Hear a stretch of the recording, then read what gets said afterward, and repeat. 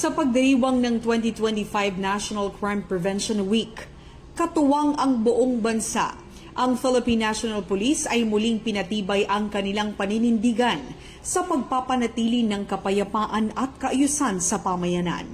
Sa ilalim ng temang pinalakas na pamahalaang lokal para sa ligtas na pamayanan, pagpapatibay ng mga programa sa pag-iwas sa krimen sa ilalim ng Community and Service-Oriented Policing System. Binigyang diin ng PNP ang kahalagahan ng malakas na ugnayan sa pagitan ng mga lokal na pamahalaan at mga mamamayan.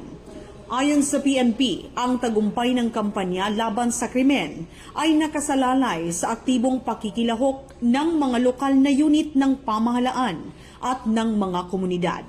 Sa pamamagitan ng Community and Service-Oriented Policing System, layo nilang paigtingin ang kolaborasyon ng pulisya at mga residente upang mas mabilis at epektibong matugunan ang mga suliranin sa seguridad.